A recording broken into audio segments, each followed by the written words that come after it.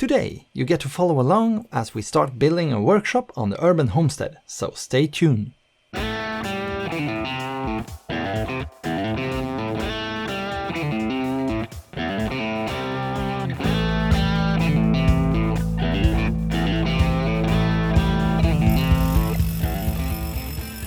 Welcome back. You're watching Off-Grid Sweden. My name is Andreas and I live in the middle of Sweden. Me and my family is on a journey to a more sustainable way of life and you are invited to join us. Subscribe and hit that notification bell if you don't want to miss a thing. Now back to the content of this video. I'm really excited about this project. I'm finally going to get my own wood workshop. I've planned for this for several years. Finally, this summer, the Swedish government changed the law regarding how big this extra house on my property could be from 25 square meters to 30 square meters. I applied for the building permit as soon as it was possible to do so. I was first thinking on pouring a concrete slab, but I changed my mind on that. It's kind of expensive to pour a slab. The idea is that this workshop could be converted in the future to a fully functional tiny home. So it's better to raise it up from the ground to be able to get water and sewage to it in the future. Instead of concrete, we are using ground screws that will hold up for the weight, and they are really easy and fast to get in the ground. There will be about 20 of them when we are done. I hired the company Sluta Gräv, Stop Digging. They did a really great job and it was done in about 4 hours. It was really affordable as well. The technique is really simple. First you drill into the ground to see that the screw will go in easy and to split any rocks that are in the way. Then you use a machine to turn the screws into the ground. When that is done, you're ready to start building straight away.